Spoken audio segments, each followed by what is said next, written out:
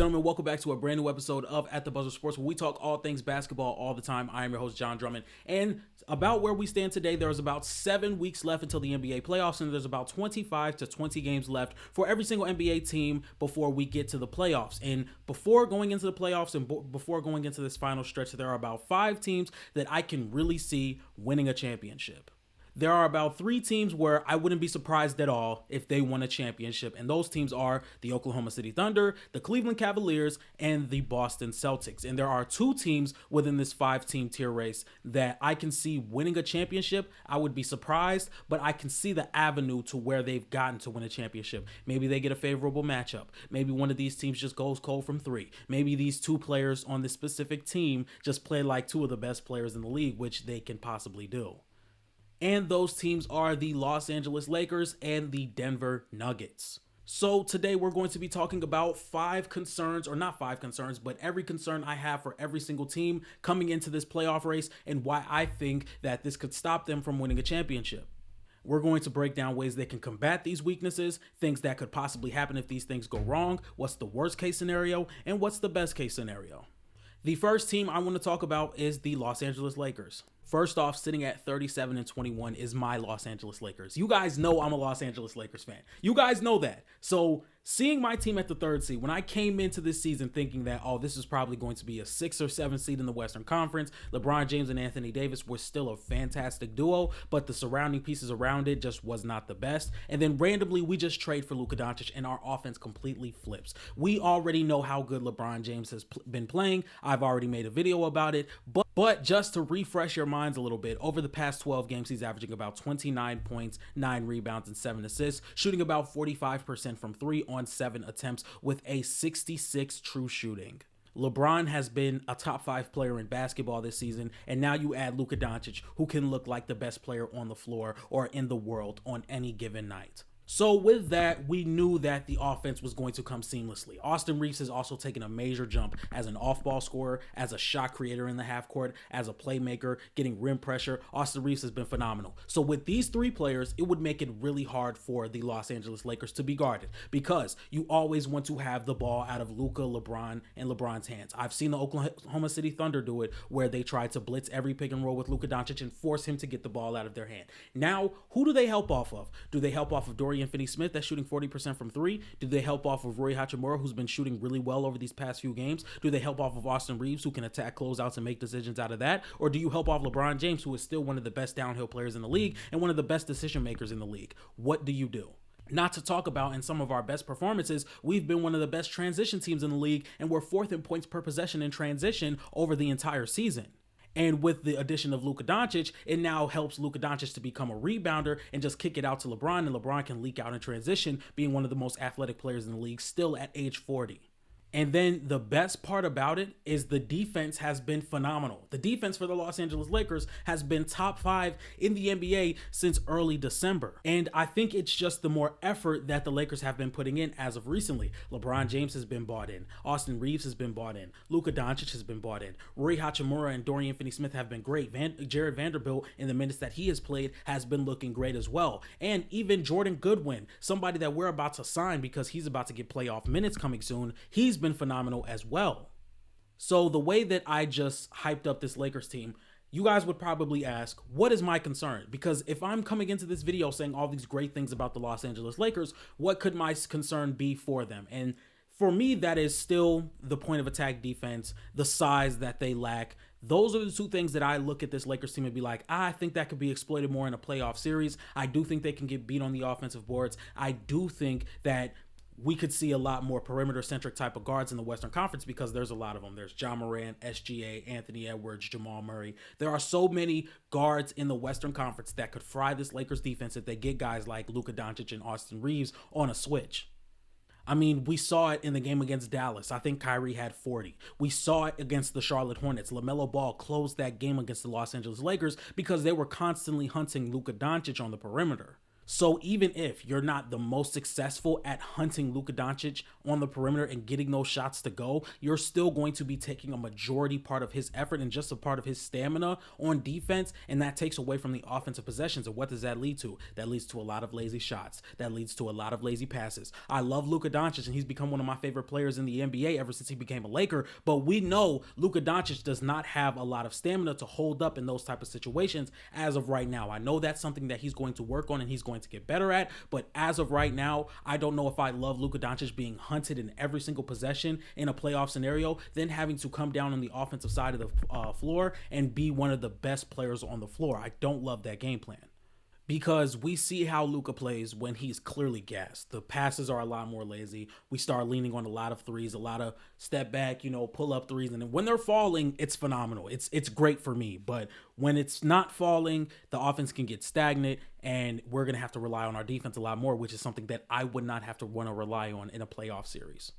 So I do think JJ Redick is becoming one of the better coaches in the NBA, and I do believe in a playoff scenario, he's going to be able to build up schemes where he has a majority amount of time because they're not going to have to play in a play-in. And in this Western Conference, I do believe that the Lakers have no chance of falling out of the top 5 seed. I think they have a comfortable enough lead against the Los Angeles Clippers, maybe even the Houston Rockets, to where they don't have to worry about being a bottom 5 seed in the NBA, and they're probably going to get that home court advantage, and they're probably going to be able to figure out who they're going to play a little bit early. My thing is, I think the Western Conference is starting to really get tight around 6 to 10 if I do look at it real fast. So there is a 4.5 game gap between the 5th seed Houston Rockets and the 6th seed Los Angeles Clippers. So from 6 to 10 is about the tough part of the Western Conference. The top 5 seeds to me are probably locked with the Oklahoma City Thunder, Denver Nuggets, Los Angeles Lakers, Memphis Grizzlies, and Houston Rockets. But between the Clippers all the way to the Dallas Mavericks, it's a 1 game difference. So everything, it could go down to the wire basically. But I do think there is something that JJ Redick is going to implement to where Luka Doncic isn't going to be as picked on as you would want him to be, but I still don't believe that's going to hold up every single possession. Up next, we're going to be talking about the Denver Nuggets and my beliefs of what their weakness could be going into a playoff scenario.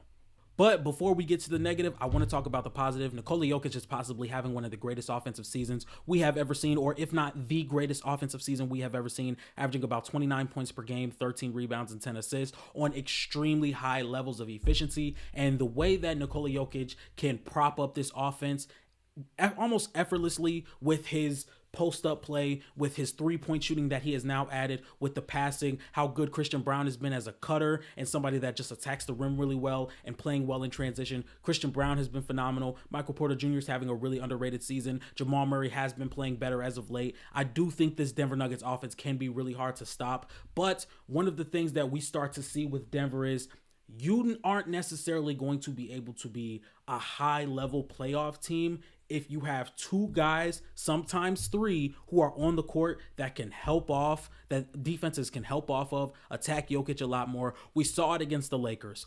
Aaron Gordon got any shot he wanted. Russell Westbrook got any shot he wanted. Christian Brown got almost any shot he wanted, and the offense did not look the best. But even then, with all those guys having all the shots they wanted, Aaron Gordon was 4 for 7 from 3. I think Russell Westbrook knocked down a shot. I think Christian Brown knocked down a couple threes. And that game was really close until they got into the fourth quarter of that game.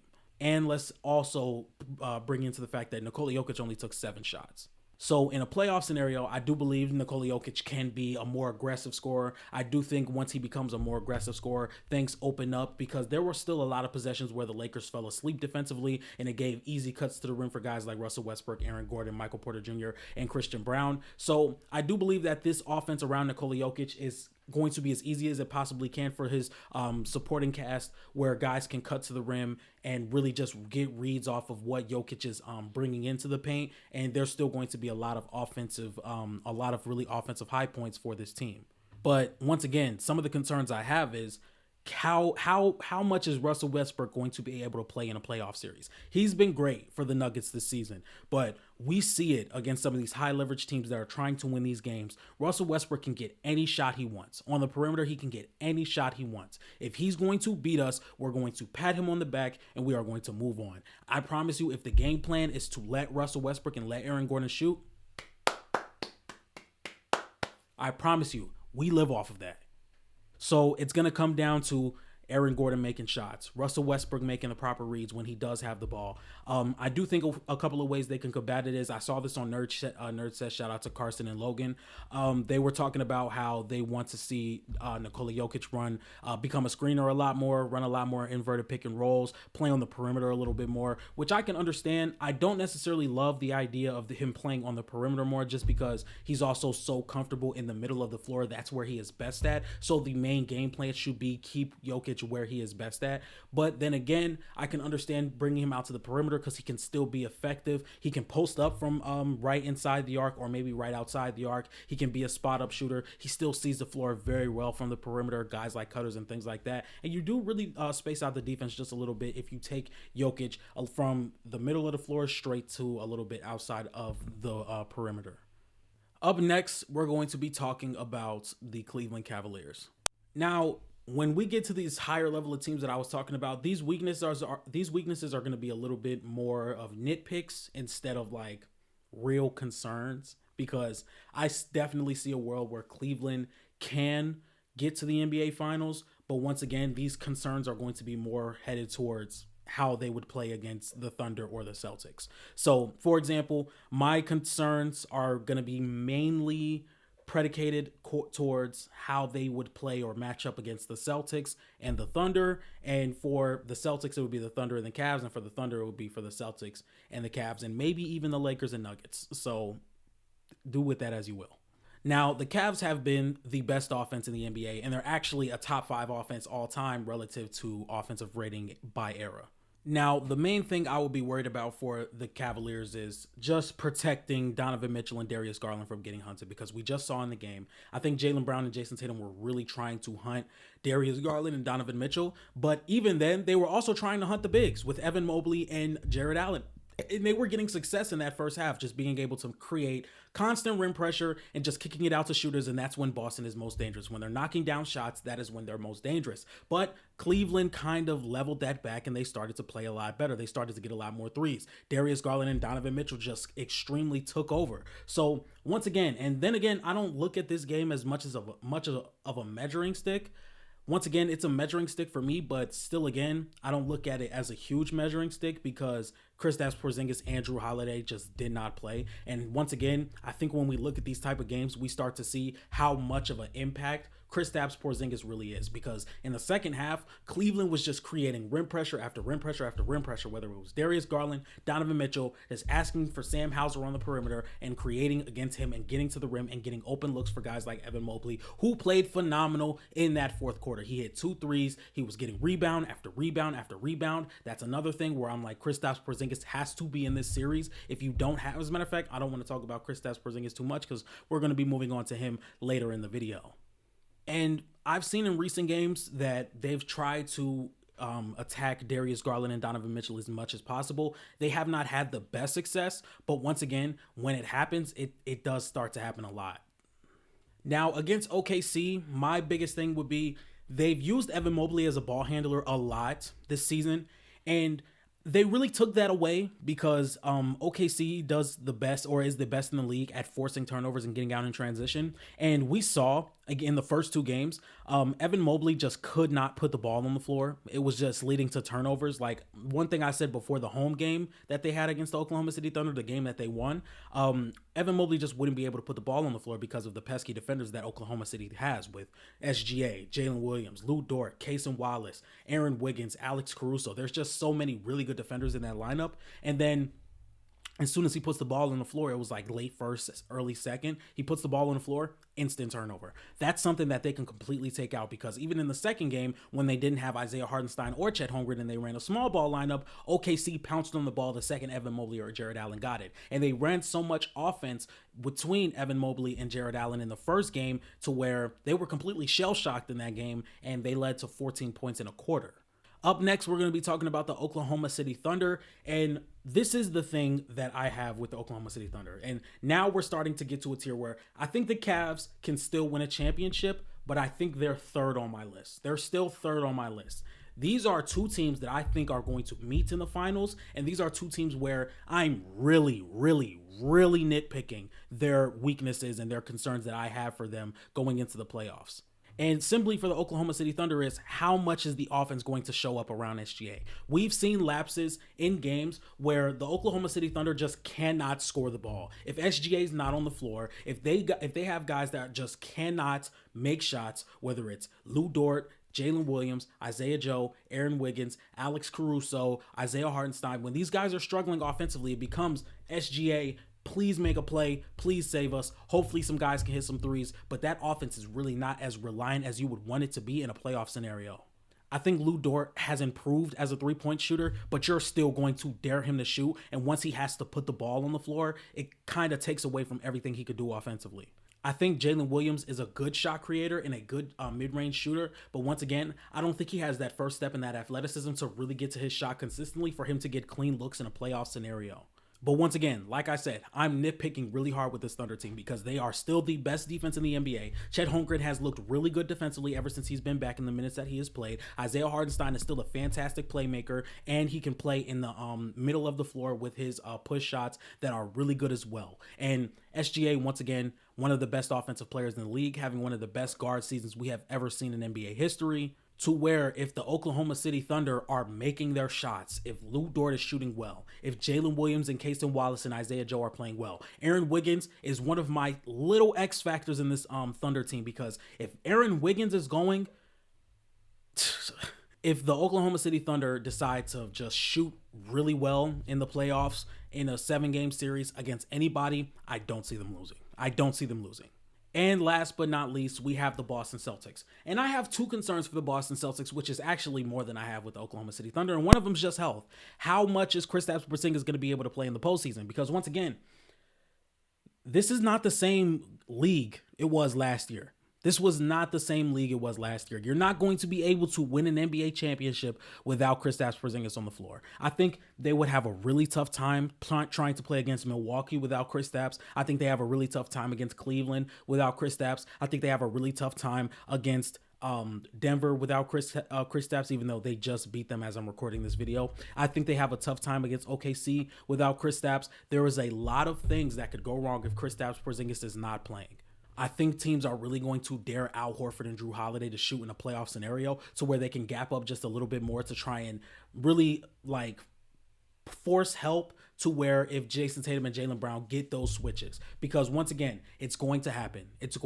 You're going to get Luka Doncic on the perimeter against Jason Tatum or Jaylen Brown. You're going to get Cason Wallace on the perimeter against Jason Tatum or Jaylen Brown. You're going to get Darius Garland on the perimeter against Jason Tatum or Jaylen Brown. But if Kristaps Porzingis is not there, they're going to force Al Horford to beat them from three. We've seen teams do it. We're going to see Drew Holiday take 17 threes like we saw earlier in the season against Memphis. So that would be my first concern for this Boston Celtics team is, can Kristaps play through a full playoff run? And before we get there, I do think they can miss Kristaps for the first 2 rounds.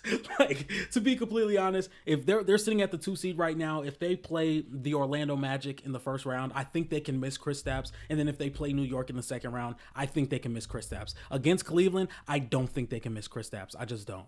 We saw down the stretch Cleveland create so many second chance opportunities with just having Jared Allen and Evan Mobley in the lineup. Hell, there was a possession later in the fourth quarter where Cleveland was really just trying to put the game away, and Evan Mobley got 4 offensive rebounds in that possession.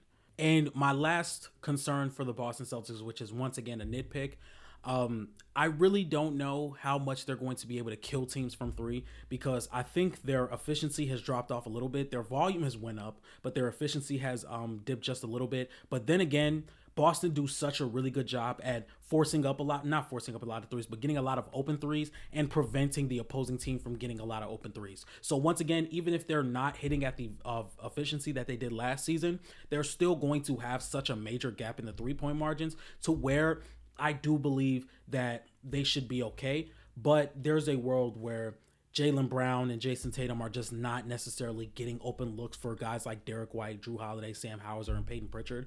Peyton Pritchard, in my opinion, is sometimes a hit or miss. Sometimes there's no way you could be on the floor right now. And then there's sometimes where it's like, you really just saved the game for us. So that could be a concern for me as well. But my two biggest things is Kristaps Porzingis' health and how will they be able to be effective from three.